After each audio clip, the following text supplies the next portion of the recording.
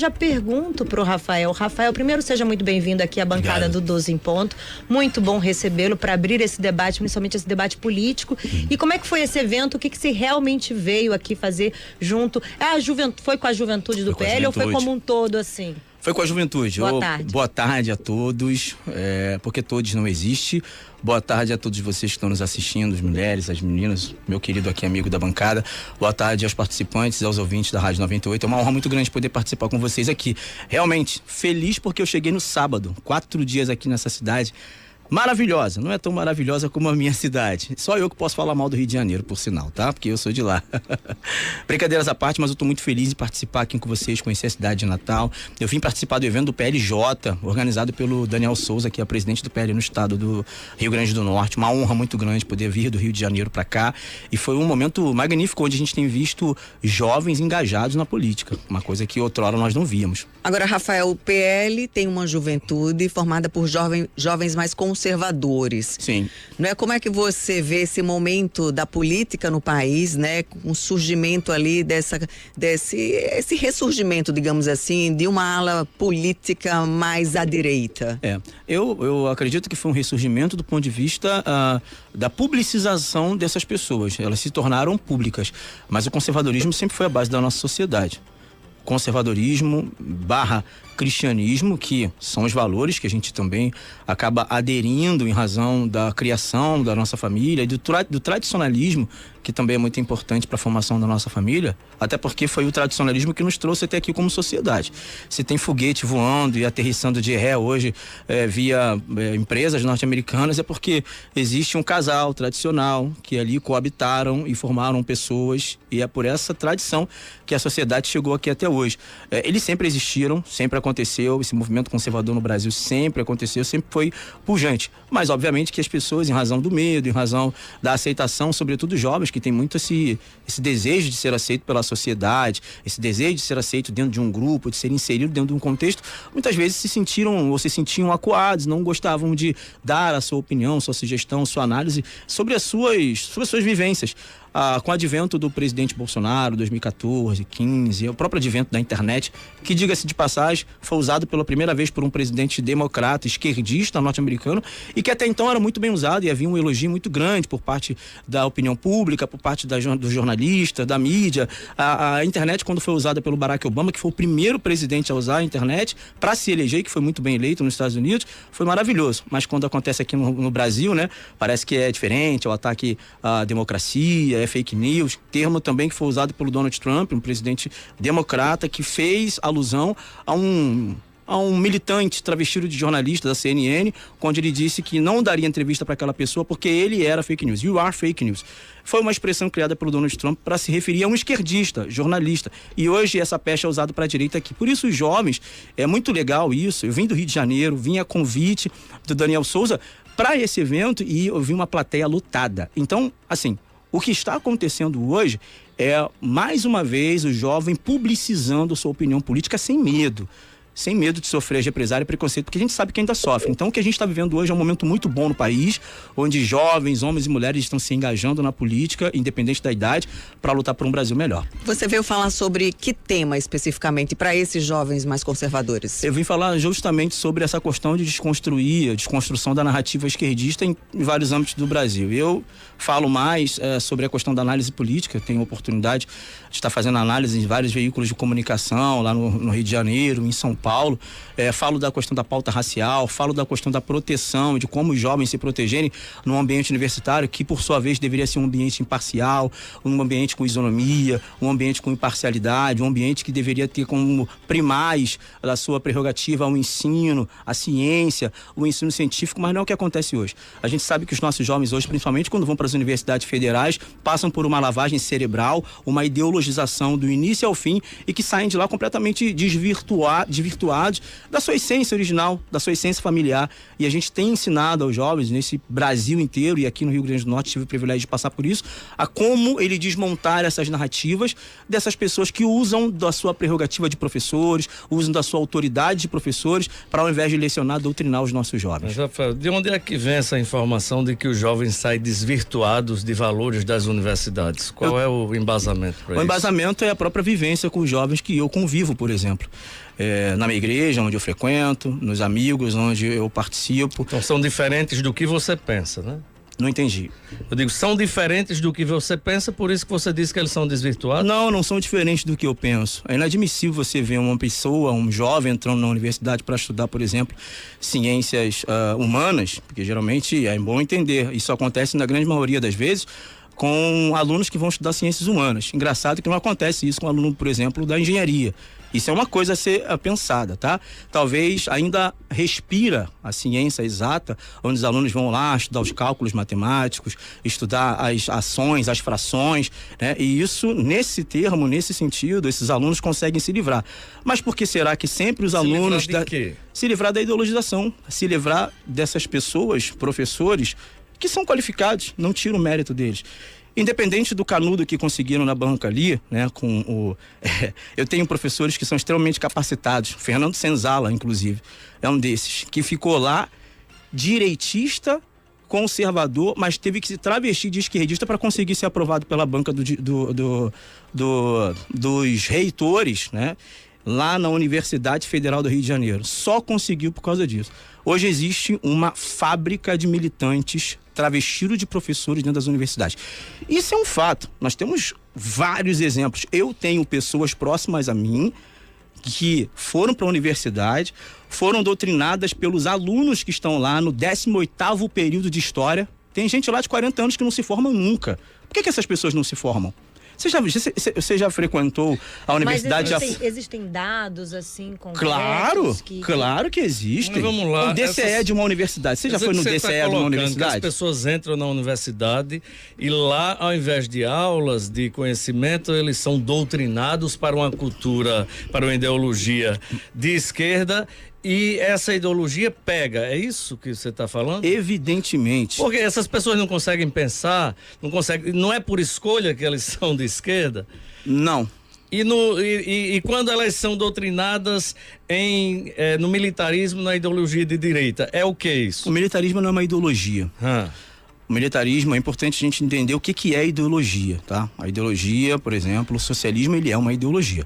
O capitalismo não é uma ideologia. O capitalismo é basicamente uma forma de governo onde países que aderem a essa maneira de governar e de fazer gestão da sua economia, diferente do socialismo e do comunismo. É o caso do Brasil. Não, o Brasil não é capitalismo. O Brasil não é capitalismo? O Brasil é um socialista de cartão de crédito, consegue parcelar tudo que tem 12 vezes, o carro em 60 vezes e o imóvel até morrer, tá? O Brasil não é capitalista, longe de ser. Você consegue mudar o sistema de economia do Brasil? Eu não entendo. O Brasil ele tem um resquício do capitalismo e é por esse intermédio que o pobre tem o que ele tem. Veja, o capitalismo, diferente do socialismo, o socialismo defende a totalidade do Estado. O meio de produção, tudo pelo Estado.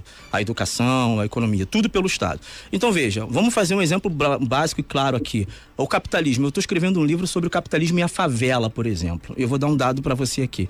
As favelas do Rio de Janeiro, a Rocinha, por exemplo, tem um movimento de PIB, Produto Interno Bruto da Rocinha, mensal. Ele chega num valor de 200 milhões de reais só no mototáxi. Só no mototáxi. Vamos lá. O Brasil não é capitalista, meu querido. O Brasil é um socialista, é um país socialista que tem cartão de crédito. E eu vou te provar isso aqui com dados. Por exemplo, o pobre tem celular? Tem. O pobre tem computador? Sim. O pobre tem televisão? Sim. O pobre tem carro? Sim. O favelado tem internet, pobre? Sim. Tudo que o pobre tem é graças ao resquício de capitalismo que ele tem aqui no Brasil. Agora, o pobre tem saneamento básico? Não. O pobre tem saúde? Ruim. Ruim barra não. Pobre tem educação? Ruim. Barra não. Pobre tem segurança? Ruim. Barra não.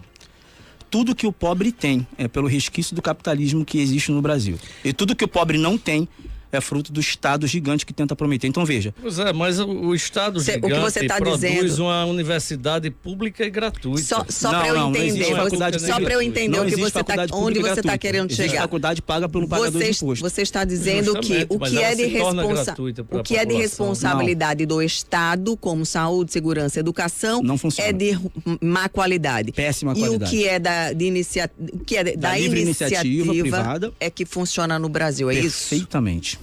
É isso. É basicamente isso. É engraçado, mas aqui as empresas e as grandes empresas precisam do apoio do Estado para poder sobreviver. Não. Claro que sim, a gente acompanha exatamente isso através, inclusive... Cita uma empresa que precisa do Estado para sobreviver. Eu vou dizer um agora, esse PES que passou agora, são várias empresas que precisam... Cita uma. Não, são várias. Aí não é subjetivo. Não é subjetivo não, vou citar, são inúmeras, são milhares de empresas que precisam de dividendos. Ou você esqueceu também daqueles... Não é... daquelas Rafael. empresas os bancos, o PROE foi o quê? O que é o PROE? O banco é uma iniciativa privada? É iniciativa privada, Mas sim. o que é o PROE? Recebeu dinheiro do Estado para poder sobreviver. As montadoras receberam dinheiro do Estado para poder sobreviver. Não, como vamos é que lá, funciona isso? Vou explicar como funciona isso. Desculpa, mas você está equivocado. Claro, eu não imaginava que você fosse pensar diferente. Você dizer que o Brasil não é o capitalismo, eu imaginar que você fosse Que pensar bom. Não, diferente. eu fico feliz com o debate. Eu também acho bacana. Que é um debate realmente de ideias. E é importante. Acho que a gente tem uma visão diferente. E é interessante a gente tocar nesse assunto. O Brasil não é um país capitalista.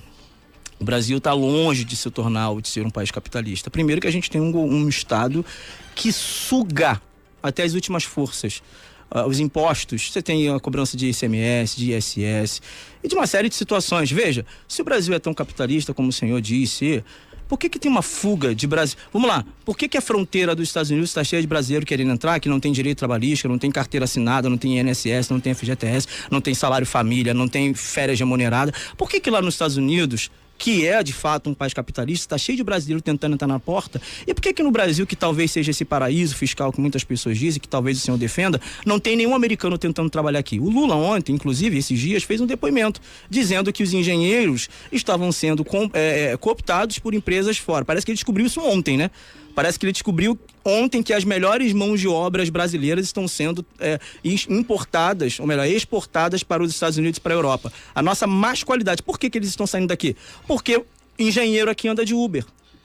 Pois é, porque engenheiro no Brasil anda de Uber. Como exemplo de capitalismo. Porque advogados no Brasil com a B estão fazendo Uber. Porque não tem mercado aqui. E se não tem mercado, e a prova de que não tem mercado é que a gente não é uma economia aberta, é uma economia fechada. E esse governo que está no poder, o atual governo, é mais fechado ainda. Rafael, como é que você avalia a situação do Nordeste? Sai uma pesquisa agora mostrando que no Nordeste, a maioria dos estados, existem mais pessoas recebendo Bolsa Família do que com carteira assinada. Como é que você avalia essa situação e a resposta que o Nordeste dá do ponto de vista político nas eleições? Olha, a Júlia Zanotto, deputada federal, está sofrendo processo porque deu um dado técnico e científico das ciências exatas. Os mesmos que estão processando a Júlia Zanotto por estar dando um dado científico eram aqueles que em 2020 diziam que nós éramos anticientíficos. É porque a coisa tem que medir de acordo com aquilo que eles acreditam, né? Eles nos acusavam de anticientífico no período da pandemia, agora que se dá um dado concreto científico, a gente é xenofóbico. Acho que é muito fácil você julgar uma pessoa que te dá um dado concreto, ainda que seja um dado doloroso, como xenofóbico. Isso é uma desculpa de que não tem argumento técnico para combater e contrapor. Veja, o estado do Maranhão, por exemplo, que é o estado mais pobre da federação, ele tem um índice de desenvolvimento, o IDH, mais baixo do Brasil. Nós estamos falando de as 100 cidades mais pobres do Brasil, 40 estão no Maranhão. E o estado do Maranhão tem esse índice. Mais de 50% das pessoas que moram nesse estado estão cadastradas no Bolsa Família, enquanto menos da metade estão trabalhando de CLT. Isso faz total diferença, porque essas pessoas que estão no Bolsa Família, basicamente, dependem diretamente do governo vigente. E é através dessa dependência que eles conseguem os votos. Isso não é uma coisa generalizada, a gente não vê isso nas grandes capitais. Por exemplo, Natal, a cidade de Parnamirim, por exemplo, o Bolsonaro ganhou na cidade de Parnamirim. A gente não vê esse resultado em todas as cidades, mas isso afeta frontalmente o resultado das eleições, quando você vê pessoas dependendo do Estado e que são subjugadas a informações maliciosas desses políticos mau caráter que mantêm essas pessoas dentro desse cabresto de assistencialismo. Porque essas pessoas não têm acesso, desculpa, só para finalizar o raciocínio, eles não têm acesso à informação via internet, né? Enganado, meu querido. O que? O interior? Claro que tem. Você está vivendo aonde? Né? Você quer falar do Nordeste sem morar no Nordeste? Não, mas você conhece o Nordeste? Você conhece as periferias do Nordeste? Conheço Você está pouco. dizendo que o Nordeste é desinformado? Não estou dizendo que o Nordeste é desinformado. Não tem acesso à Não informação. coloque palavras na minha boca. Eu Pois disse é, que as mas o capitais acesso- têm mais acesso do que o Tem, interior. isso aí E é uma tem, verdade. Tem, Ué, não é uma claro que verdade? sim, claro que E- sim. e onde tem eu- mais acesso, tá certo. Mas dizer que não tem é diferente. Né? As mas, pessoas são veja. informadas e sabem fazer a diferença. Não, as pessoas são informadas claro parcialmente. Que sim. Por As quê? pessoas Porque não acreditam na mesma coisa que você acredita. Não, porque essa olha informação- só, isso não é uma questão de preconceito, isso é questão claro de que dado. É, claro que é. Não, isso é uma questão de dado. É preconceito isso é puro, questão de até porque ciência. quando chega o Enem, Isso é questão de dado. aí dá uma pancada nisso aí. O Nordeste dá uma pancada na inteligência nacional. E a Mas, gente, cara, mas quando isso não fala- tem nada a ver uma coisa com a outra, que inteligência tem, com informação. Claro que tem. Não tem nada a ver. Claro que tem. Uma coisa tá Eu não estou interligada à dizendo que o outra. Nordeste é burro. É? Eu estou dizendo que o Nordeste, querendo, o tá interior querendo. do Nordeste tem pouco acesso Não, à informação. calma. Não, Eu não estou dizendo em que o nenhum Nordeste é momento, burro. Túlio Eu não Lemos, disse o isso. entrevistado E veja, disse e isso. Mas acho veja. que ele fala por si. E veja, cara, mais, não sei de você, não. mais um dado importante. Você disse que os nordestinos tinham as melhores notas do Enem. Pois bem, e por que essas indústrias não estão aqui no Nordeste? Por que vocês estão perdendo essa mão de obra para o Sudeste? Porque aqui no Nordeste os governadores não valorizam o nordestino. Os governadores desse estado não valorizam o nordestino. O nordestino é trabalhador, é gente honesta. Lá nas favelas do Rio de Janeiro, eu sou carioca, eu posso provar disso. Nas favelas do Rio de Janeiro, o nordestino chega para 2 jornadas de emprego, na pizzaria e na padaria. Enquanto o carioca tá dançando funk, comendo feijão. Não tem problema nenhum de falar disso. Isso é o Eu estereótipo não tem problema que nenhum de vocês falar criaram, disso. tem nordestino Não, rico, não, claro e que calma, tem, que vai lá. deixa eu terminar de falar. Essa história Deixa eu do terminar de falar. nordestino pau de arara. Um minutinho só, o nordestino vai para 2 jornadas de emprego, o carioca tá bebendo cerveja, dançando funk e indo pra balada lá. Aí sabe o que acontece? 2 anos depois, o nordestino que chegou lá morando no kitnet, ele comprou o kitnet. Depois ele comprou o terreno. 3 anos depois, ele tá alugando uma casa pro carioca. O nordestino é máquina de fazer dinheiro, de realização de sonho. O nordestino é trabalhador, é gente honesta, é gente rica. Redes nordestinas que estão lá no Rio. O que eu disse aqui, para você não querer fazer aí uma dupla interpretação da minha palavra, que eu não vou permitir tem que esse isso perigo, aconteça, não tem não vou perigo. permitir que isso aconteça. E o que eu disse é o seguinte: no interior do Nordeste, como é natural em qualquer interior de qualquer estado, as pessoas têm menos acesso à informação? Sim. Sim, mas você citou Tem. o Nordeste, né? Mas é o Nordeste. É. Mas Vamos é o passar pra uma Nordeste. próxima O pauta, Lula ganhou então. aqui. Deixa eu Certo. perguntar aqui para o Rafael também. Eu queria saber a sua opinião sobre as cotas raciais no Brasil. Queria saber como é que você avalia sobre esse assunto. Você que é negro, inclusive, eu queria que você trouxesse esse assunto aqui pra gente. Só Tá. falta ele ser contra agora. Oh, que coisa linda, né?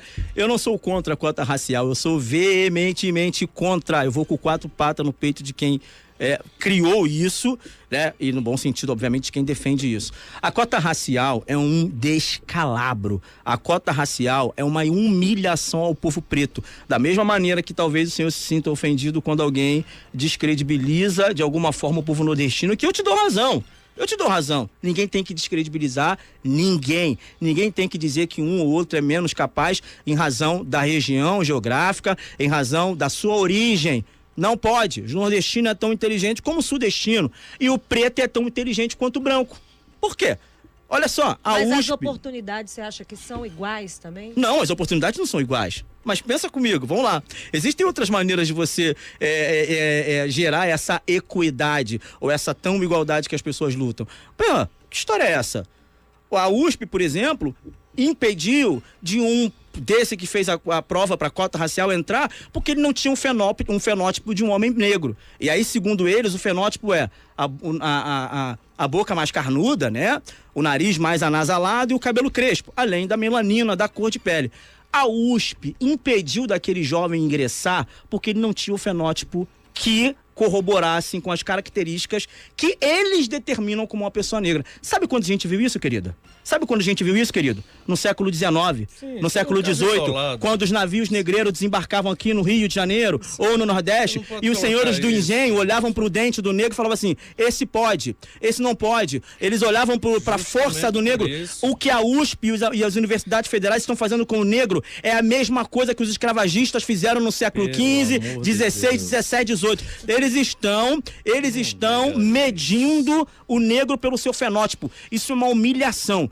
Branco também é ferrado e pobre. Favela do Rio de Janeiro. A favela da Rocinha, por exemplo. Por que o nome é Rocinha? Talvez você não saiba. Mas a favela é Rocinha porque foi fundada por nossos irmãos nordestinos, que fazia daquele lugar a sua roça. Cresceu exponencialmente. Ué, tá cheio de branco ferrado dentro da favela, meu Deus do céu. Tá cheio de branco com dificuldade e vulnerabilidade financeira nas cidades do Brasil. Isso não é uma prerrogativa somente do preto? Então você seria a favor da cota social, obviamente, e não a cota racial? Obviamente. Tem muito preto que está usufruindo da cota racial nas universidades federais, que são um bando de playboy. Escuta o que eu tô te falando. Vai nos estacionamentos das universidades federais com drone. Os estacionamentos estão lotados. A universidade, ela deveria ser para quem não tem condições de pagar. Já começa por aí. Hoje é uma inversão de valores. Quem estuda no Marista, quem estuda no PH, quem estuda nos melhores colégios, vão lá e fazem a prova para a universidade pública e passam. É aí que tem que ser resolvido o problema. Na educação básica. Mas sabe por que não querem resolver na educação básica? Sabe por que não querem cuidar dos feijãozinhos lá no colégio municipal? Porque não dão voto. Não dá voto. Criança de 4, 5 anos que está na creche não dá voto. Você acha que esse programa Pé de Meia é um programa eleitoreiro, já que você está tratando aí de voto com totalmente eleitoreiro, já começa pelo nome ridículo, né? Eles têm uma capacidade de colocar nome ridículo, de colocar o Brasil em nível de terceiro mundo, de país subdesenvolvido. Pé de Meia, Bolsa Família, Bolsa isso. Lá no Rio de Janeiro tem até Bolsa Crack. Tem até Bolsa Crack. Porque estão dando incentivos para aqueles que estão usando droga. Irmão, isso é ridículo com a nossa nação. Por isso que a gente é uma nação socialista.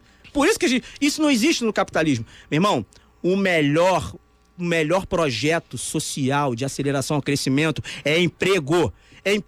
O que o povo nordestino, o que o povo sudestino, o que o povo do sul, do norte, o que o brasileiro precisa é de emprego. Mas o emprego, ele passa pela qualificação. A qualificação que você está sendo contra é que o negro tem as mesmas vantagens, as mesmas oportunidades que os brancos. Dá para comparar hoje o negro e o branco em relação a oportunidades? Claro que não dá, né? Basta que a gente fale uma situação aqui. Qual é a população carcerária do Brasil? Faça aí o percentual que há de negros e brancos. Não, se a gente for pegar, dá um Google aí que você vai ver. Não, eu quero que o senhor me fala. Qual é? A gente vai ver já isso aqui. Qual é? Negro ou branco? Muito mais negros. Errado, é pardo. Muito mais negros. Errado, é pardo. Negros pobres. Errado, é o pardo. pardo uma mistura Errado. com o negro. Não, claro que sim. Não, negro é negro, branco é branco e pardo é pardo. Agora muitos negros estão se colocando como pardos. Não. Estão sim. Foi colocado isso aí. Esse dado aí é muito importante. Foi interessante o senhor falar disso. Tudo que é pejorativo, eles falam que é negro. Eles transformam os pardos de dentro da prisão em preto, porque infla o número. Não é. A maioria da população carcerária não é negra. A maioria da população carcerária não vive um momento de preconceito, de discriminação racial. Não tem. O Rafael vai responder isso depois do intervalo. Ótimo. A gente precisa fazer uma pausa rápida, tomar uma água, mas a discussão continua no próximo bloco. Fica aí, porque vai esquentar. Se envolvendo num debate, inclusive, muito interessante, né, Rafael? E eu quero já puxar uma pergunta para você. A gente vinha falando aqui, inclusive, nos bastidores, e eu te pergunto o seguinte: a pauta religião e política, ela tá interligada? Ela combina? Dá para falar sobre política e religião? Dá. Foi uma outra máxima que foi criada aí, pelos esquerdistas que nos quiseram, durante muitos anos, nos afastar da política. O objetivo deles sempre foi nos afastar do debate público, sempre foi impedir que a gente adentrasse na política. E criaram essa falácia onde política e religião não se misturassem. Isso é completamente equivocado. Se você hoje estuda numa escola, foi graças ao cristianismo, graças à Igreja Católica / Igreja Protestante, que criaram a instituição. Se você tem a palavra imprensa e a liberdade de imprensa, isso se deu aos cristãos protestantes que criaram a prensa lá de Gutenberg, na Alemanha, para imprimir a Bíblia em larga escala. E aí criaram a prensa, que o nome imprensa vem da prensa criada por um evangélico, por um protestante. Mas então, o Estado é laico, né? O Estado é laico, mas eu sou cristão. E Estado laico não significa Estado sem religião. Estado laico significa um Estado com possibilidade para todas as religiões, inclusive a cristã protestante, cristã apostólica romana. O que se defende hoje de Estado laico é um Estado sem religião. Muito pelo contrário. O Brasil é um país cristão. O crente tem que se envolver. Tem diversos exemplos. A religião, a gente sempre lembra que ela é voltada para o amor, para a harmonia. Como é que você pode olhar para um Silas Malafaia e achar que ele está representando algo semelhante? Um discurso odiento como o dele. Não, o discurso dele não é de ódio. O discurso do Silas Malafaia não é de ódio. É um discurso coerente. Se você com ódio que ele pratica, não, não é que ele prega. É porque você olha a expressão e a maneira como Silas Malafaia fala, com uma maneira um pouco mais firme, mais colérica. Você olha para a forma, né? E você julga pela forma. Se você teme um homem que fala de uma forma mais veemente, eu acho melhor o Senhor temer aos que falam com amor e com carinho. Eu não temo nenhum outro, mas eu esperava de um pastor que fosse veemente, mas falando em harmonia, falando em paz e não falando em guerra o tempo todo, falando em ódio, falando em destruição. Mas aí é a tua visão a respeito do ódio e da destruição. O pastor é um homem, o pastor é um pagador de imposto, o pastor é um cidadão. E o pastor precisa expressar a sua opinião a respeito daquilo que ele acredita. Afinal de contas, nós somos um Estado laico ou não? Sim, justamente. Mas o fato dele ser pastor de tudo isso, porque ele quer diferenciar e ele não pagar imposto e os fiéis pagando. Mas como assim ele não paga imposto? Em pagar o imposto. A igreja não paga o imposto. A igreja não tem que pagar o imposto mesmo, não tem que pagar. Obviamente que não. Certo. E o dinheiro que sai da igreja para o pastor? Como assim o dinheiro que sai da igreja para o pastor? Explica-me melhor. O dinheiro que sai, que estava sendo discutido, justamente isso. O pastor recebe um dinheiro da igreja para não declarar no imposto de renda. Não. Você está equivocado. Todo trabalhador é digno do seu salário. A igreja é uma instituição. A igreja, todas as instituições, ela tem uma folha de pagamento. Tem pessoas que limpam o banheiro, tem pessoas que fazem as coisas acontecerem na igreja. Ou você acha que a conta de luz é paga por Deus no céu? Não. Você fala do dízimo, então? Ele fala do dízimo, Ele acha que você tem que pagar lá na Light, lá e fala assim, eu tô vindo pagar aqui com sangue de Jesus. E assim, não, você tem que ter dinheiro para pagar. Isso aí qualquer pessoa tem a capacidade de entender. Então os recursos que são arrecadados pela igreja são recursos por intermédio de doação, por isso são isentos de imposto. Mas existe em algumas igrejas uma taxa, né, estipulada que você precisa pagar. Não, você não... Aí esse dinheiro que é isento de imposto... Que seria o dízimo, né? Não. Andréia, o dízimo não é uma taxa imposta pela igreja. O dízimo é uma colaboração? É uma colaboração voluntária, tá? O dízimo foi o que Melquisedeque fez antes de Jesus, inclusive. Antes de Jesus. Ele deu para Abraão, tá? Diante de tudo aquilo que ele produzira. Isso aconteceu no próprio Novo Testamento, quando Jesus, olha lá a moeda, daí ele diz, dá a César que é de César, dá a Deus que é de Deus. A igreja, ela precisa subsistir, ela tem suas contas a pagar, ela tem água, ela tem luz, ela tem uma série de estruturas que funcionam, inclusive a própria ajuda dos pobres, Andréia, dos mais necessitados, inclusive. Veja, quem está no presídio hoje, cuidando daqueles homens lá? Não é o PSOL. O PSOL está tentando tirá-los de lá. A força. Quem está lá é a igreja evangélica, a igreja católica. Quem está nas comunidades cuidando dos mais vulneráveis socialmente? Não é o PSOL.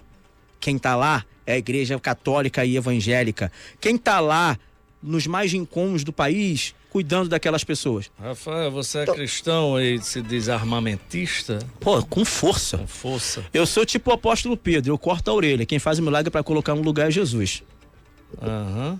Mas por que a Bíblia, o instrumento para defesa? Qual é a sua linha de argumentação, né, para defender, por exemplo, o uso das armas pelo cidadão? Vamos lá, gente. O relacionamento da humanidade com a arma e com a defesa, isso é milenar. Isso não é uma proposta do presidente Bolsonaro. O senhor não acredita que é uma proposta do Bolsonaro você se defender por intermédio de uma arma. Não é.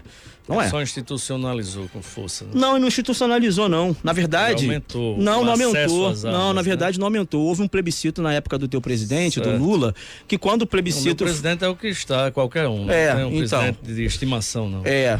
Eu também não, mas o Lula não é meu presidente, não. É presidente que foi eleito por todos. Ou você também discorda da eleição? Sabia, gostei disso. Eu queria trazer ele para esse ponto, mas vamos conversar sobre isso depois. Não, mas eu quero Você não tá nervoso não, né? Não, vamos começar com o armamento, depois a gente fala dele. Porque eu acho que ele tá nervoso, ele quer me ver. Calma, fica tranquilo. Eu tô nervoso com a amiga. Não sei, você falou de arma e tal, vamos lá, calma. Vamos lá, a questão do armamento. O plebiscito no Brasil, inclusive, o povo escolheu que queria ficar com arma. E por isso que eu tô falando que o presidente dele não respeitou a vontade popular e ultrapassou com tudo isso, e mesmo assim, mesmo o povo defendendo o armamento, o Lula disse que não, vamos tirar. Ele foi inconstitucional. Mas aí não pode ser golpista, né? Golpista é o outro. Agora, a questão bíblica e cristã com a questão da arma. O próprio Deus, lá no livro de Êxodo, ele vai dizer assim, não matarás. A versão correta é não assassinarás. Não assassinarás, está completamente certo. Você não deve assassinar. Agora, você precisa se defender. Você precisa se defender contra os inimigos externos e você precisa se defender contra o próprio Estado. Tem texto bíblico que fala assim, ó: esteja sobre a sua boca os altos louvores e nas suas mãos espadas de 2 fios. Quando Jesus diz no Getsemane, ele fala assim: orai e vigiai. Orai e vigiai. Então Orai do ponto de vista da conexão espiritual. E vigiar, que você tem que olhar para quem está do teu lado, sim. Tem que se defender, sim. Tem que se defender com arma. Túlio. Então o Estado não consegue defender o cidadão, você tem que armar cada um deles. Meu filho, é só você ir em Certo. Mossoró e ver o que está acontecendo. O Estado tem condições de se proteger o O que é cidadão? que tem em Mossoró? O presídio de segurança máxima, as pessoas saindo. É só você olhar nas favelas As pessoas saindo foram 2 só. 2 de presídio Certo. de segurança máxima. Sim. Quer dizer, que já não é mais presídio de segurança máxima, Não, né? não foram, E que o ministro Lewandowski disse que saiu porque era uma terça-feira de carnaval. Talvez os seguranças estavam pulando o Quero carnaval. saber se Rafael, Jesus estivesse. Você concorda com aquela Túlio, tese vamos- do ex-presidente Bolsonaro que disse que se Jesus estivesse aqui, ele teria uma pistola hoje? Não concordo. Saindo um pouquinho desse tema armamentista, Mas e aí, não concordo. o Túlio falou aí do discurso do Silas Malafaia. Teve ato aí em prol do ex-presidente Jair Bolsonaro, e o pastor Silas Malafaia criticou muito o ministro Alexandre de Moraes num discurso muito duro. Claro. Como é que você, que é analista político, também interpreta as ações, analisa as ações do ministro Alexandre de Moraes, né? E esse papel que o STF tem exercido de uma forma muito, com muito protagonismo, digamos Sim. assim. Já pelo protagonismo, você já percebe que é uma instituição que está completamente tomada por ações que não são ações constitucionais. Veja, o 53º artigo da Constituição Federal Brasileira, ela diz que um parlamentar não pode ser preso por falas, por voto e por opinião. Se você tem um deputado federal preso hoje porque fez isso, o Supremo Tribunal Federal, que tem como prerrogativa guardar a Constituição, zelar e velar pela Constituição, ele feriu frontalmente, feriu de morte a Constituição. Sendo assim, o Supremo Tribunal Federal, na pessoa do ministro Alexandre de Moraes, que é o protagonista disso tudo, ele é inconstitucional. Ele é inconstitucional. E eu não vou nem falar palavras minhas. Eu vou falar palavras do Landolfo Rodrigues, por exemplo. Palavras do Jean Willis, por exemplo, do PSOL. E palavras do José Dirceu.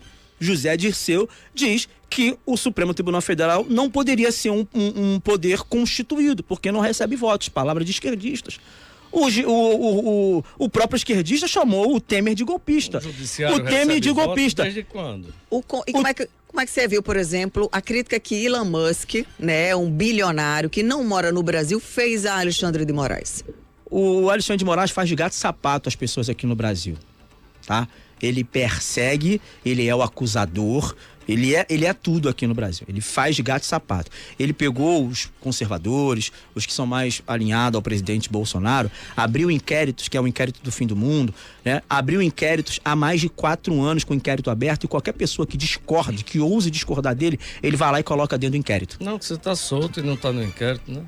Eu? Você tá no inquérito também? Eu não. Sim, Mas você gostaria que eu tivesse dentro do inquérito? Não tenho esse sentimento por você estar ou não estar. Só estou dizendo que vocês colocam uma coisa em relação ao Alexandre de Moraes, que é ditador, que é isso, que é aquilo, e a gente está aqui num debate criticando, inclusive, decisões do Supremo. Estamos vivendo Mas você acha que não devemos? democracia. E você acha que não devemos criticar? Claro que sim, a Mas o senhor democracia já- permite isso. Mas o senhor já foi perseguido a pelo democracia Supremo? permite isso. Não, que eu nunca atentei. Ué, mas eu também não atentei contra a democracia. Estou com minhas contas bloqueadas na internet. Mas foi por qual Como motivo? é que você me explica isso? Mas não, eu não Porque sei, eu critiquei não o sei Supremo. motivo. Porque eu critiquei Só o Supremo. pela crítica Só mesmo? pela crítica. Então você Tá teve também errado. contas bloqueadas? Sim, a minha conta no Twitter hoje está suspensa. Aí foi durante a eleição? Foi.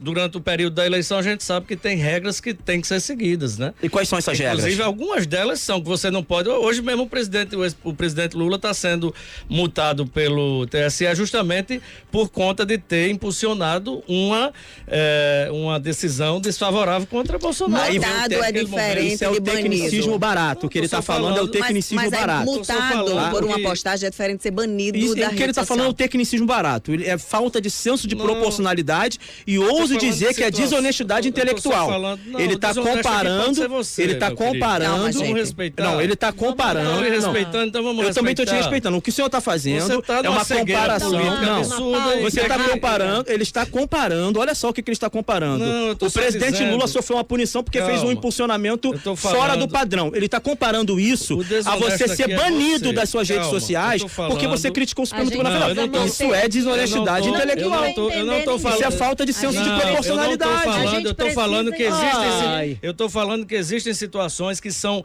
típicas de momentos eleitorais. Mas o que diferente de aconteceu outros comigo não foi em momentos período eleitoral. Eu lhe perguntei, você disse que sim. A minha conta foi banida Você em disse que dezembro. sim. A minha conta... Aí é outra história. Mas a conta do Nicolas foi Aí é banida outra no período história. eleitoral. Por quê? Aí é outra história. O Cada Nicolas. caso é um caso. Mas o Nicolas não fez nada. Nicolas Ferreira não Transformar fez isso nada. numa ditadura queria o ex-presidente ao se reunir com ministros militares ou você acha que aquilo não foi nada demais? Não foi nada demais. Não foi nada demais. Quem é o Você chefe das concorda? Forças Armadas? Você concorda? Quem era o que- chefe das Forças Armadas? Você concorda que ele deveria impor uma ditadura no Brasil? Não concordo que ele deveria impor a Certo. ditadura, até porque não foi nem o pensamento dele. Sim.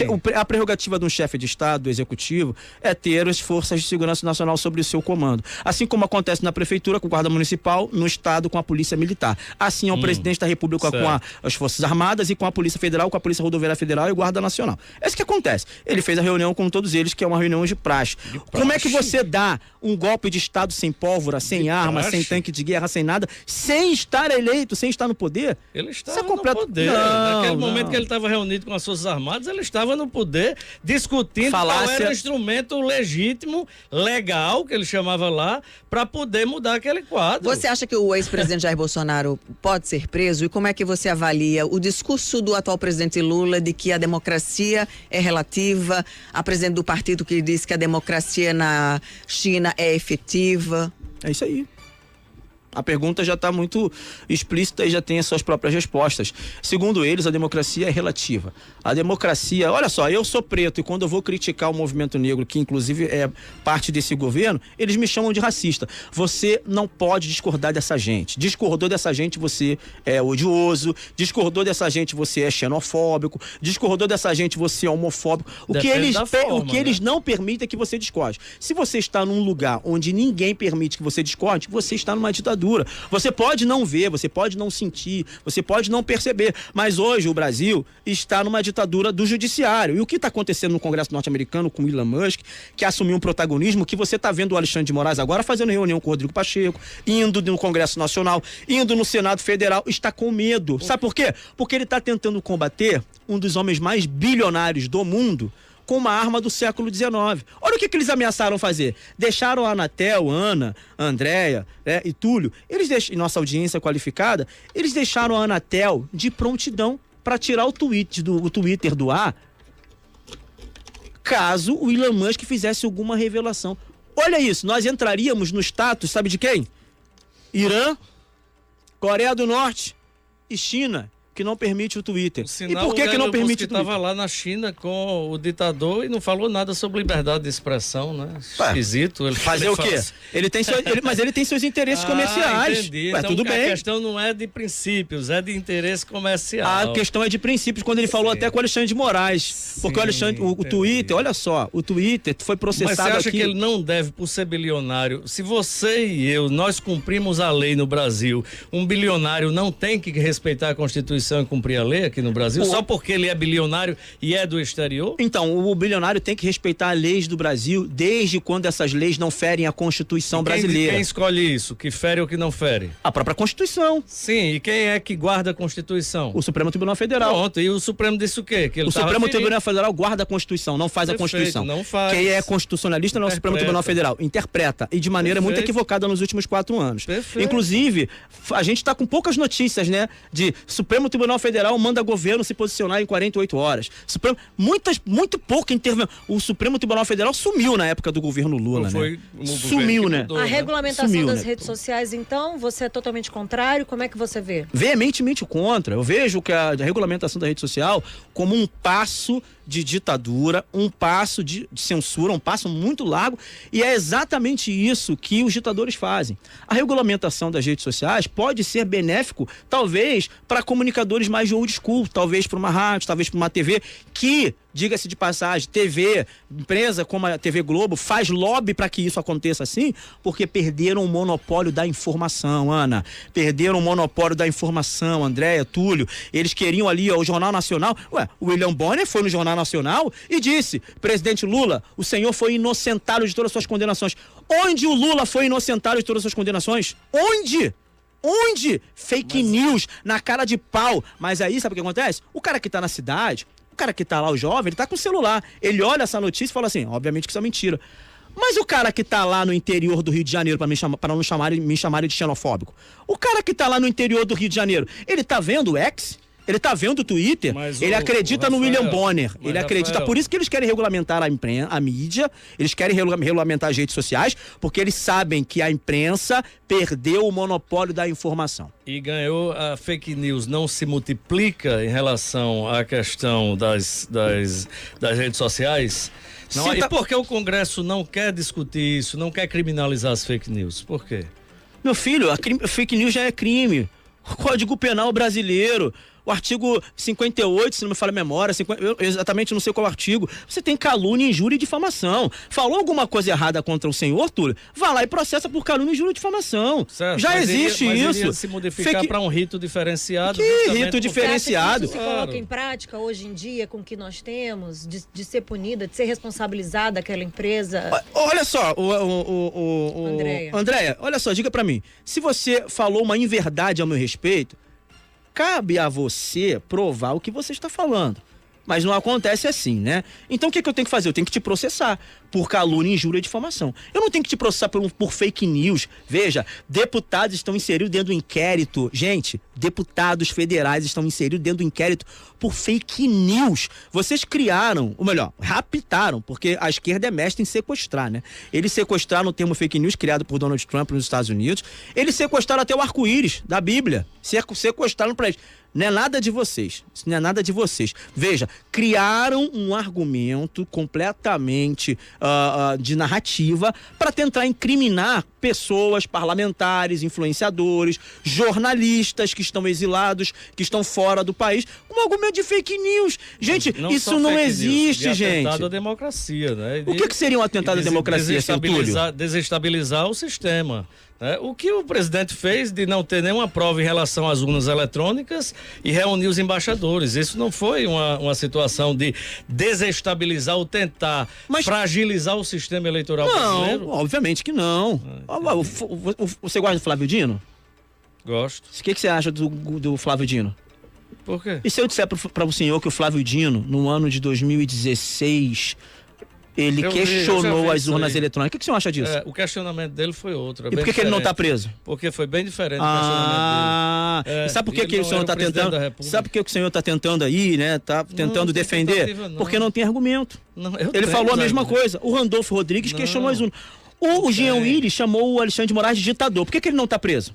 Não sei, pergunta aos ministros do Supremo. Eu tô querendo colocar então seguinte. A gente está vendo um Supremo Tribunal Federal que está perseguindo somente um espectro político. Você está me dizendo isso. Não, eu não o Jean Willis não está preso. O Jean Willis não está preso. O Flávio Dino não está preso, porque questionou as urnas eletrônicas. Mas Flávio Dino, o senhor acha que Flávio Dino tem a imparcialidade necessária para ocupar uma cadeira no Supremo Tribunal Federal? Evidentemente que não. Declaradamente, eu sou justo aqui nas minhas análises, seu Túlio. Parece. Eu sou justo nas minhas análises. Flávio Dino, do ponto de vista jurídico, ele é extremamente capacitado. Aprovado num dos concursos mais difíceis do Brasil, que é de juiz federal. Do ponto de vista técnico, você tem total gabarito, é um quadro muito qualificado para estar lá. Mas no que diz respeito à parcialidade, à isonomia, é uma vergonha você ter um ministro. Olha como é uma vergonha no Brasil. O cara era ministro da Justiça, é dança da cadeira, é uma vergonha. O Lewandowski, que era ministro do Supremo Tribunal Federal, o Lewandowski sai do Supremo Tribunal Federal, assume o Ministério da Justiça do Dino, e o Dino sai para assumir o lugar dele no Supremo Tribunal Federal. Isso é uma vergonha. Ele disse que saindo da Justiça para ir servir ao presidente que ele ajudou na eleição. Não entendi. O Moro era ministro da Justiça que prendeu o maior adversário do candidato que depois ele foi ministro. O Moro se tornou ministro da Justiça, não, era juiz. Era juiz. Era juiz. Para depois ser ministro da Justiça do governo do qual ele ajudou. Mas foi por uma indicação, não. Ele não ajudou o governo, não. Não ajudou. Ele não ajudou o governo, ele ajudou o Brasil. Lava Jato. Olha só, a Lava Jato não tinha nada a ver com o Bolsonaro. O PT e o PSDB no Teatro das Tesouras, porque nós achávamos que o PSDB fosse um partido de direita, né? A gente votou no Aécio Neves acreditando que o Aécio Neves fosse de direita. A Lava Jato, na verdade, ela não teve nada a ver com o bolsonarismo. O que aconteceu é que eles não sabiam que a revolta popular seria tão grande que iria desaguar numa pessoa fora do sistema. Bolsonaro é fora do sistema. Bolsonaro não agrada nem PSDB nem o PT. Bolsonaro representa o que o povo brasileiro gosta. conservador, tem seus problemas, obviamente que tem seus problemas, qualquer homem tem seus problemas. Essa pauta de costumes, essa coisa de ser conservador, Bolsonaro teve várias mulheres, e essa família tradicional... É uma família tradicional. Eu acho que você, no longo da sua vida, no longo da sua história, eu particularmente sou casado com uma mulher só, graças a Deus por isso, um beijo na mulher da minha vida, tia Miss Satier, mas existem pessoas que tiveram outros casamentos. Mas isso não muda a percepção de família tradicional. O que muda é quando um homem sai de um casamento, vai para o outro e abandona seus filhos. Isso precisa ser falado. Agora, o presidente Bolsonaro sempre deu assistência para os filhos deles. O filho dele do primeiro casamento, o Eduardo, o Flávio e o Carlos Bolsonaro, com a Rogéria Bolsonaro, uma pessoa na qual eu conheço e tenho relacionamento, tá lá.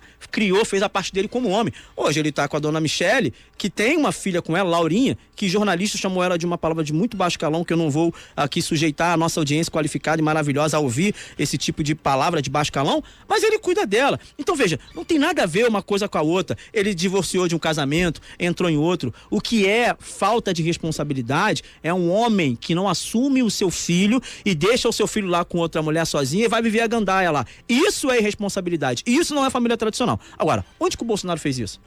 Abandonou seus filhos. Não fez isso. Então, independente de, claro, ter um casamento que não deu certo, entrar em outro casamento, isso não muda em nada no que diz respeito à família tradicional. O que mostra é que ele tem responsabilidade com o primeiro e contigo. Esse conservadorismo não cria uma situação de homofobia? Do quê? Homofobia? Qual é a relação de homofobia de uma coisa com a outra?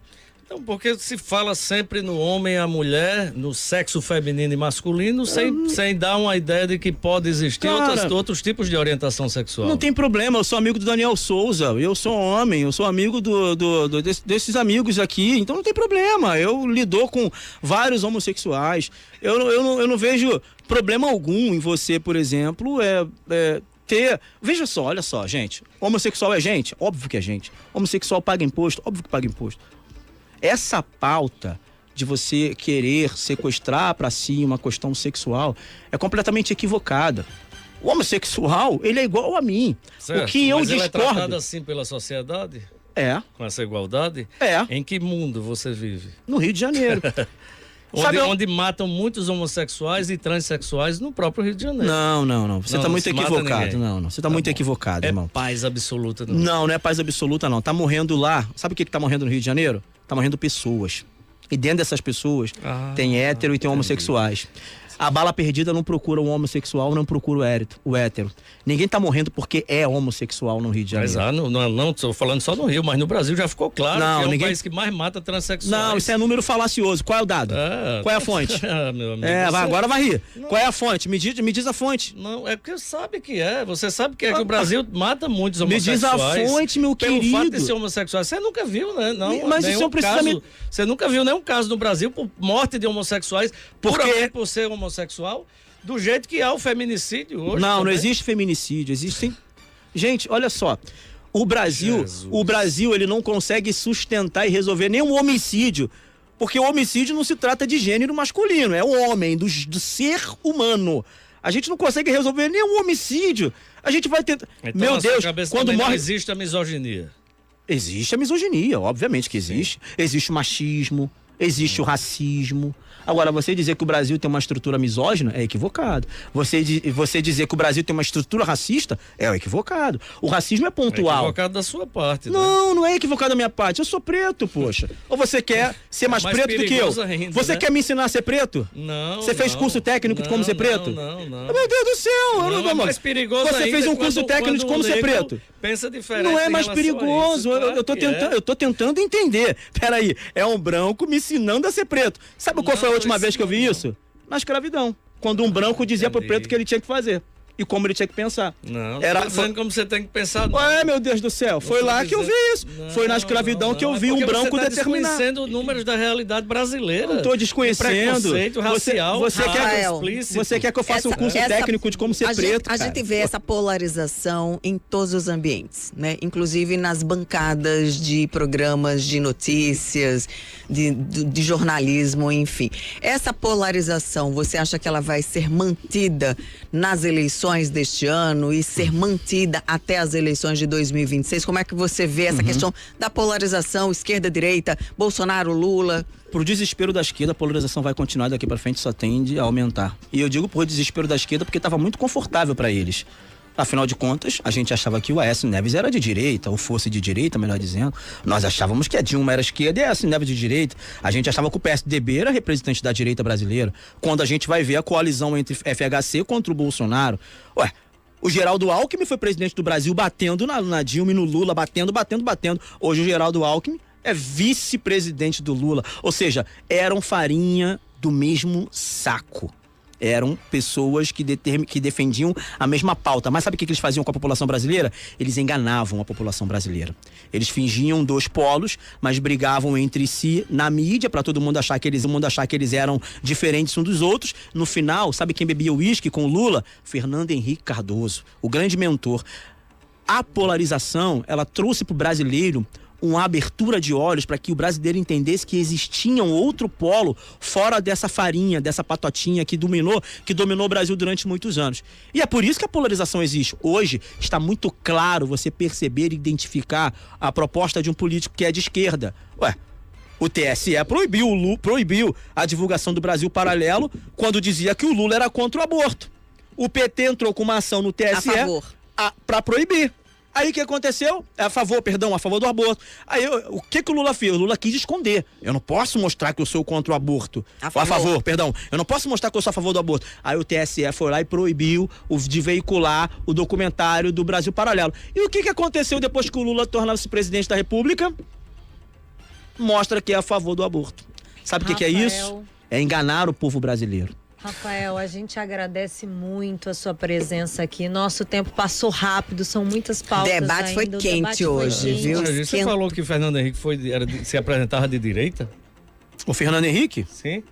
Agora até Disseu disse que o governo é de centro-direita. O Fernando Henrique, sim, quando ele começou a desestatizar. Fernando Henrique lutou contra a ditadura, sempre foi de esquerda, fundou o Eu sei, pô. Eu sei. A polarização trouxe isso. A gente nos bastidores, né?